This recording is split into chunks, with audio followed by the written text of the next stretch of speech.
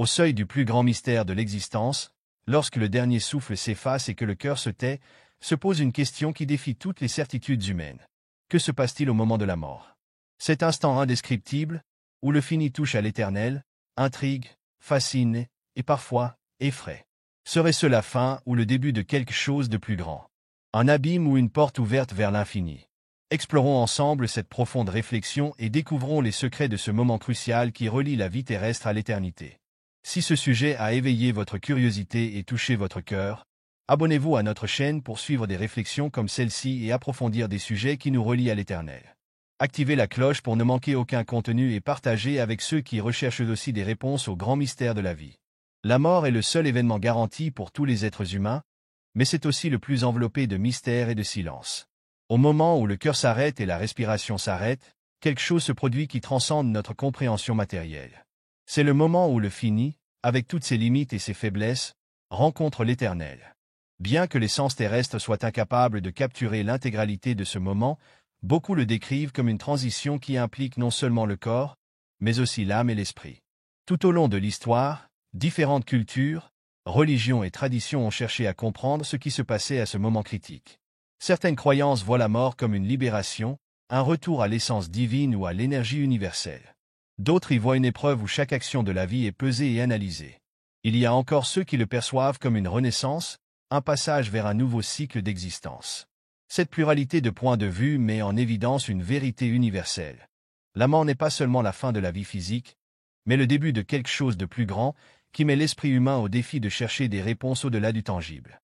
La science, à son tour, tente également de décrypter le moment de la mort.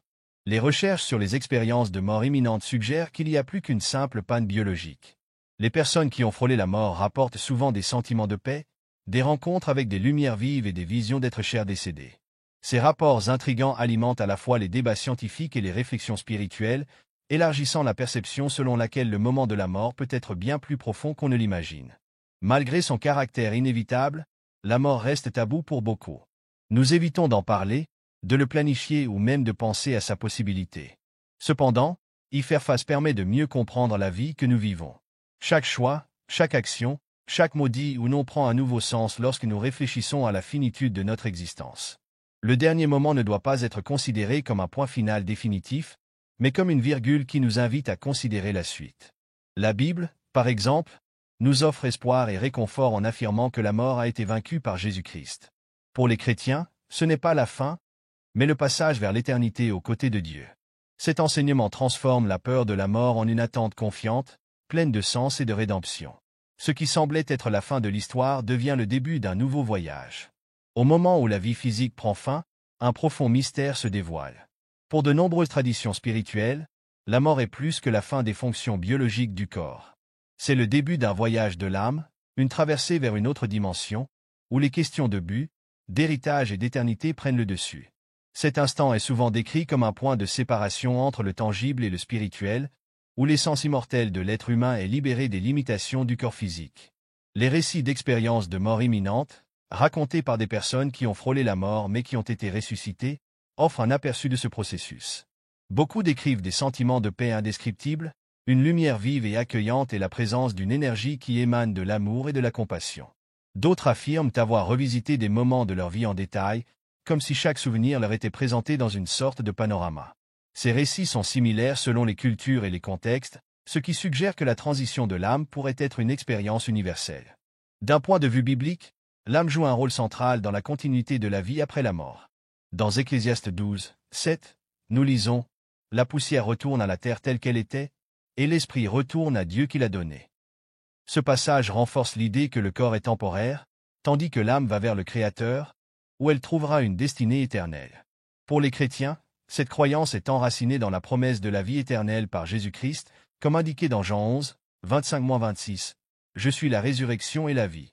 Celui qui croit en moi, même s'il meurt, vivra, et celui qui vit et croit en moi ne mourra jamais. » En plus de la Bible, plusieurs cultures ont des rituels et des croyances qui mettent l'accent sur la transition de l'âme. Dans la tradition hindoue, par exemple, la mort est considérée comme faisant partie d'un cycle continu de renaissance, où l'âme est transportée vers une nouvelle vie en fonction du karma accumulé. Dans la tradition africaine, beaucoup croient que les morts deviennent des ancêtres, entretenant un lien spirituel avec les vivants et les guidant à travers des rêves ou des signes. Ces visions culturelles enrichissent la compréhension de ce qui se passe au moment de la mort et mettent en évidence l'aspect sacré de cette transition. La transition de l'âme est entourée de mystères, mais aussi d'espoir. Pour ceux qui se préparent spirituellement, la mort peut être considérée comme un retour à la maison, une reconnexion avec le divin et la poursuite d'un voyage qui a commencé bien avant la naissance physique. Comprendre ce processus nous aide à vivre avec plus de sens, conscient que chaque choix se répercute au-delà du présent, touchant l'éternité. La mort marque non seulement la fin de l'existence terrestre, mais aussi le début d'un moment de réflexion qui transcende le temps et l'espace. Pour de nombreuses croyances, notamment dans le christianisme, la vie humaine est considérée comme une période de préparation, où chaque action, parole et intention contribuent à une destinée éternelle. Le moment qui suit la mort est décrit comme une rencontre personnelle avec le Créateur, où les choix faits au cours de la vie sont analysés à la lumière de la vérité divine. Dans la Bible, le concept de jugement est souvent associé à la justice et à la miséricorde de Dieu. Dans Hébreux 9, 27, nous lisons « Et comme il est réservé aux hommes de mourir une seule fois, après quoi vient le jugement ». Ce passage renforce l'idée que chaque personne sera confrontée à un moment de responsabilité. Il ne s'agit pas d'un tribunal humain, mais d'une rencontre directe avec celui qui connaît le fond de nos cœurs. Dans ce jugement, les masques tombent et ce qui reste est l'essence de qui nous étions et de ce que nous avons fait. Pour les chrétiens, il existe une distinction importante entre le jugement des croyants et celui des non-croyants. Ceux qui ont placé leur foi en Jésus-Christ comme sauveur comptent sur la promesse que leurs péchés seront pardonnés. Dans Romains 8, 1, il est écrit « Il n'y a donc maintenant aucune condamnation pour ceux qui sont en Jésus-Christ. » Pour ceux-ci, le jugement n'est pas un moment de condamnation, mais une opportunité de recevoir des récompenses basées sur la fidélité et les fruits produits au cours de la vie. D'un autre côté, le jugement apporte également un sérieux avertissement à ceux qui négligent la dimension spirituelle de leur vie. Dans Matthieu 25, 31 à 46, Jésus parle de séparer les brebis des boucs, représentant la distinction entre ceux qui servaient Dieu et les autres et ceux qui vivaient pour eux-mêmes. Ce passage souligne l'importance d'une vie dédiée à la compassion, à la justice et à l'obéissance aux enseignements divins. En dehors du contexte chrétien, de nombreuses cultures partagent l'idée d'un jugement post-mortem. Dans la mythologie égyptienne, par exemple, on croyait que le cœur du défunt était pesé sur une balance contre la plume de la vérité. Si le cœur était plus léger que la plume, l'âme pourrait aller vers l'éternité. Cependant, si elle était plus lourde, l'âme était dévorée par une créature mythique, représentant la perte de la vie éternelle. Ces récits convergent vers une vérité commune, la vie que nous vivons n'est pas dénuée de sens. Chaque choix, aussi petit soit-il, a un poids éternel. Penser au jugement divin ne devrait pas seulement provoquer la peur, mais aussi inspirer une vie pleine de sens, d'amour et de droiture. Car, en fin de compte, ce que nous emportons avec nous, ce ne sont pas des biens matériels ou des réalisations terrestres, mais l'intégrité de notre caractère et la profondeur de notre relation avec le divin. L'instant qui suit la mort est le début d'un voyage éternel, où l'âme trouve le destin qui reflète ses choix, ses croyances et sa vie spirituelle. Cette destination finale est décrite dans de nombreuses traditions religieuses comme une dichotomie entre le ciel et l'enfer, représentant une récompense ou une séparation ultime d'avec Dieu. L'éternité, bien que difficile à comprendre avec notre esprit limité, est l'un des concepts les plus profonds et transformateurs qui façonnent notre façon de vivre. Dans le christianisme, le ciel est représenté comme le lieu où la présence de Dieu est pleine et absolue.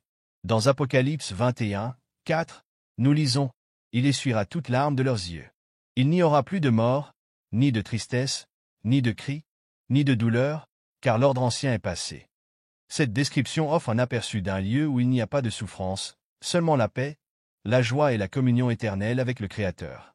Pour les croyants, cette promesse est le plus grand espoir, la récompense finale pour ceux qui persévèrent dans la foi et cherchent à vivre conformément aux commandements divins. D'un autre côté, l'enfer est décrit comme un état de séparation complète d'avec Dieu. Dans Matthieu 25, 41, Jésus dit « Alors il dira à ceux qui seront à sa gauche, « Maudits, éloignez-vous de moi dans le feu éternel préparé pour le diable et ses anges. » Cette image, bien que sombre, n'est pas présentée juste comme une punition, mais comme une conséquence du rejet de l'invitation divine. L'enfer symbolise l'absence d'amour, de lumière et de présence de Dieu, un état de vide et de tourment qui reflète le choix de vivre loin du dessein divin. Bien que ces descriptions soient puissantes, l'éternité est bien plus qu'un simple lieu. C'est un état d'existence qui transcende le temps et l'espace. Ce qui détermine notre destination finale n'est pas seulement ce que nous faisons, mais aussi la personne en qui nous avons confiance. Pour les chrétiens, la foi en Jésus-Christ comme Sauveur est le chemin vers la vie éternelle. Dans Jean 14, 6, il déclare « Je suis le chemin, la vérité et la vie. Personne ne vient au Père que par moi. » D'autres traditions religieuses abordent également l'éternité de manière significative. En islam, le paradis est décrit comme un jardin de bénédiction où les fidèles sont récompensés pour leur dévotion à Dieu. Dans l'hindouisme et le bouddhisme, l'éternité peut être considérée comme une libération du cycle des renaissances, obtenue grâce à l'illumination spirituelle. Bien que différentes dans leurs interprétations, toutes ces perspectives partagent l'idée que la vie ne se termine pas avec la mort, mais continue d'une manière qui dépasse notre compréhension actuelle. Penser à l'éternité nous met au défi de réfléchir à la qualité de nos vies et à l'orientation de nos choix. Cela nous rappelle que notre existence terrestre est brève mais pleine de sens. Chaque action, chaque parole, chaque décision a des répercussions qui dépassent les limites du temps.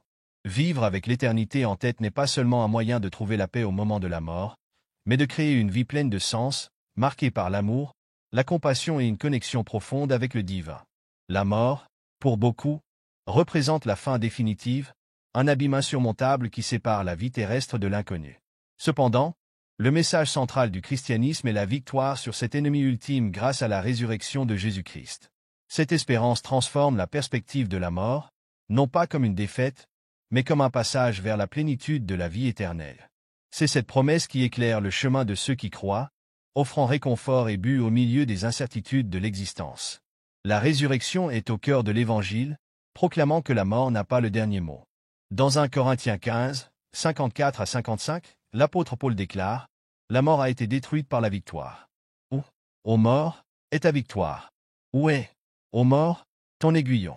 Ces paroles font écho à la certitude que, grâce au Christ, le pouvoir de la mort a été annulé et que l'éternité avec Dieu a été assurée pour tous ceux qui ont confiance en lui.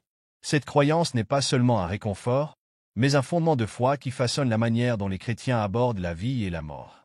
La résurrection du Christ sert également de garantie de la résurrection future des croyants. Dans Jean 11, 25-26, Jésus déclare « Je suis la résurrection et la vie. Celui qui croit en moi vivra, même s'il meurt, et celui qui vit et croit en moi ne mourra jamais. » Cette promesse établit que la mort physique est temporaire et constitue une étape nécessaire pour atteindre la gloire éternelle. Ainsi, l'espérance dans la résurrection donne un sens non seulement à la vie au-delà de la mort, mais aussi au voyage terrestre, car chaque difficulté et chaque perte est vue à la lumière de l'éternité. En plus du christianisme, d'autres traditions spirituelles ont également des récits qui évoquent la victoire sur la mort. Dans le judaïsme, la résurrection est mentionnée comme faisant partie du plan de Dieu visant à restaurer la création à la fin des temps. En islam, on croit que chacun sera ressuscité pour le jour du jugement, où il rencontrera son destin éternel. Bien que les interprétations varient, le concept selon lequel la vie continue après la mort est un point de convergence qui inspire l'espoir et le but à travers les cultures. L'espérance dans la résurrection nous met au défi de vivre avec les yeux fixés sur l'éternité. Elle nous rappelle que la mort n'est pas une barrière insurmontable, mais un portail vers une relation plus profonde avec Dieu. Pour ceux qui croient, la certitude de la résurrection offre la force d'affronter les pertes, le courage de surmonter la peur et l'inspiration pour vivre une vie conforme au dessein divin. La promesse d'un corps glorifié et d'une vie sans douleur ni souffrance non seulement console, mais transforme notre relation au monde et aux autres. Ainsi, vivre à la lumière de la résurrection, c'est cultiver une foi qui transcende les défis du présent et indique ce qui est à venir. C'est se rappeler que la victoire a déjà été remportée et que la mort a perdu son emprise. Cette certitude, gravée dans le cœur de ceux qui espèrent dans le Christ, est un phare qui éclaire les chemins les plus sombres, guidant chaque pas vers l'étreinte éternelle du Créateur.